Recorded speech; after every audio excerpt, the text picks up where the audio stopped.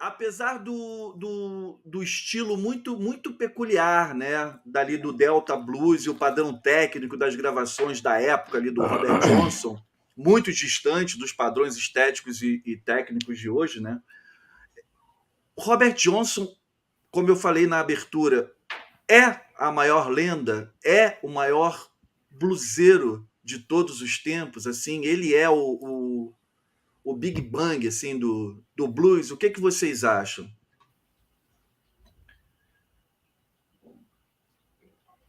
Podem tirar para o ímpar. Vou começar então, porque o Grings é mais específico. Assim, eu acho que tudo tem que ter uma base, né?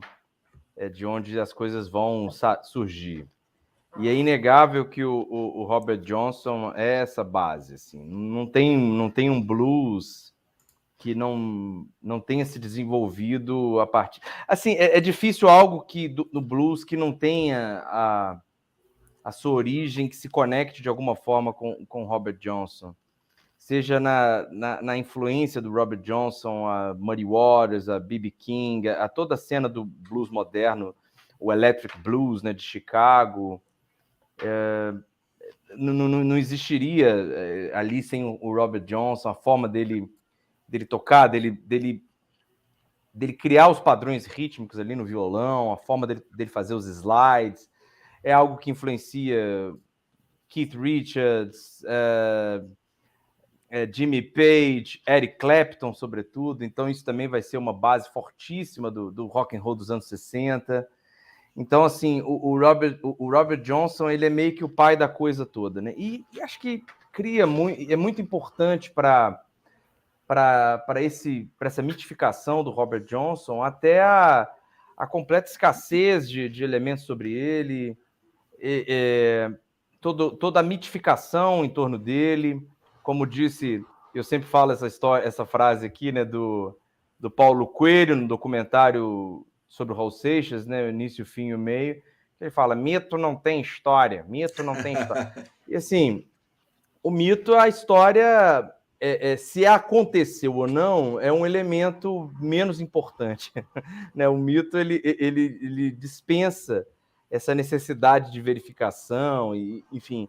Eu acho que isso também contribui muito para essa aura em torno do Robert Johnson, né? Do que foi, da vida dele. É tudo tão fragmentado que contribui para ele ter também essa figura. E isso, não sei o que o Grings acha, isso transcende um pouco até elementos técnicos ali do violão dele, da forma dele até de compor, porque muitas das expressões que o Robert Johnson coloca nas suas letras vão ser assim emblemáticas do blues até hoje. Mas até essa aura mítica dele, do pacto ou não com o diabo, da encruzilhada, do rudo, da coisa do catador de algodão, que vai ser um sujeito da estrada, do blues, num Mississippi absurdamente perigoso para os negros. Toda essa questão também cria essa atmosfera, essa mística do blues, que até hoje é a mística do blues. Porque, ou seja, o Robert Johnson ele se constitui como esse sujeito, que eu estou querendo dizer, não só pela música dele em si, não só por ele ser um guitarrista muito talentoso, um cantor muito sui generis, que faz um novo estilo, tudo isso é legal, mas também por toda a atmosfera que ele traz para o gênero, que se mantém no gênero até hoje. Né? Até hoje está aí. Todos esses elementos, a música do diabo, ele assumindo isso, a encruzilhada, os bares, as mulheres, a vida sofrida do negro no Mississippi naquela época.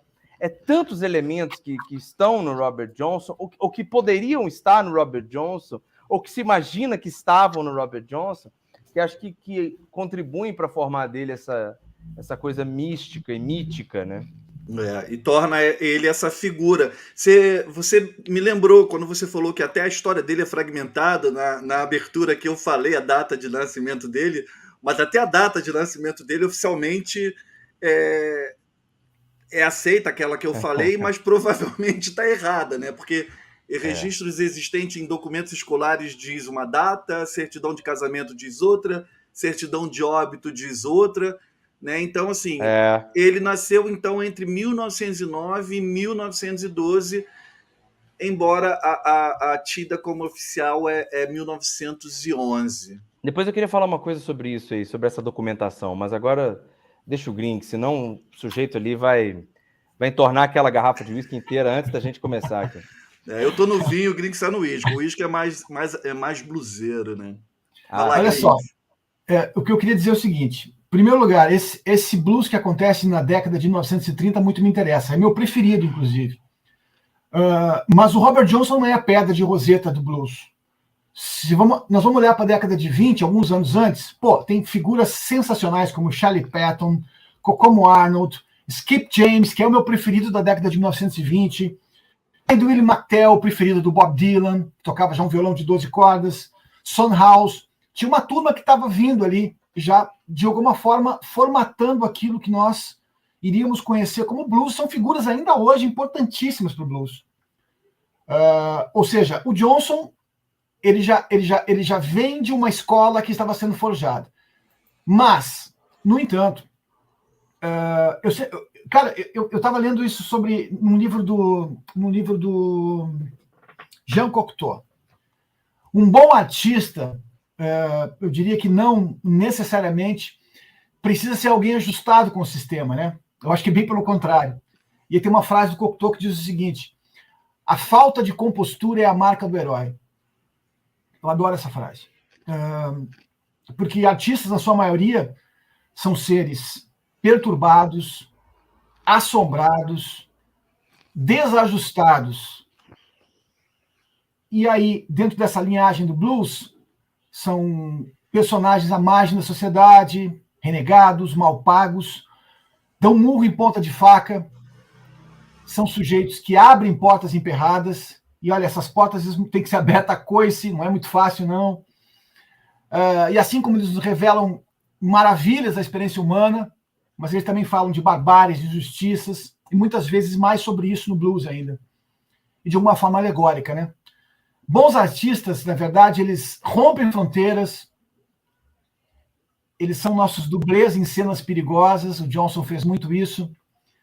Cara, zoam da descrença, balançam na vibração do amor, fazem pactos, peitam o preconceito, e depois de levar um monte de rasteira, lá estão eles. Morrem em corpo físico, mas aí está o grande barato da música, né? Na música da arte. No final, a arte sempre vence e fica reverberando além, eu diria, né? Porque nós estamos falando de um cara que está fazendo 100 anos da sua música, a gente está falando dele ainda, né? Não. E como o Homero bem disse, né, o mito de Robert Johnson, na verdade, eu acho que a gente pode colocar na conta de um monte de coisas, essas lendas, mistérios aí que não foram desvendados, por exemplo, eles corroboram para que a gente continue falando do Johnson. E, cara, se o Robert Johnson não existisse, ele seria inventado. Tá falando para o Sal, isso está na biografia, inclusive, da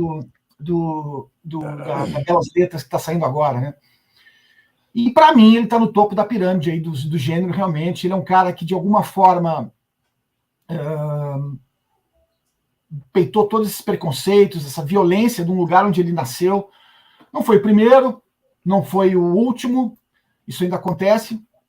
É um cara que passou muitos perrengues na vida, perdeu mulher e filho quando ele tinha 19 anos, ambos mortos durante o parto da esposa dele, né? Depois foi impedido de conhecer o seu próprio filho, porque, na verdade, a segunda mulher dele vinha de uma família religiosa e não admitia que alguém que tocasse a música do diabo pertencesse a essa família, né? E aquela história, o blues pode ser a redenção, pode ser muitas vezes também a danação de muitos, como realmente foi. E como o Saul lembrou, ele foi o cara que inaugurou o Clube dos 27, né? Então, tipo, essa coisa de talento e morte prematura, com a letra J no nome, né? Brian Jones, Janis Joplin, Jim Morrison, Jimi Hendrix. E Robert Johnson, o cara que inaugurou o Clube dos 27. Então, é muita mítica, é muita fragmentação de história. Inclusive, essa biografia que saiu da Belas Letras agora, que nós tivemos o privilégio de ler, né, antes, o Sal nos passou esse material. ela foi lançada agora, há pouco tempo, e tem uma pesquisa de 60 anos aí, basicamente, ou seja, muito tempo, e desmistifica muito das lendas e traz realmente o homem para frente dessa história. Eu gostei muito disso, né? Porque, na verdade, fatos, né, Márcio? Os fatos, né? E aí, documentação, esse lance, por exemplo, que tu falou da data de nascimento, isso tudo de alguma forma foi agora desvendado, né? Muitas lendas elas foram derrubadas. Então, eu recomendo demais esse livro. E o Robert Johnson é uma figura que realmente merece muito essa live, e eu tenho certeza que muitas pessoas que conhecem Robert Johnson vão saber de algumas coisas que não foram reveladas, e também muitas pessoas que não conhecem vão conhecer hoje de uma forma bem legal a história desse cara que certamente, como eu digo, ele está no topo da pirâmide. Muita gente não vai colocar ele como número 1, mas eu coloco ele como número 1 do blues por vários motivos. Ou rememorar algumas histórias também já adormecidas.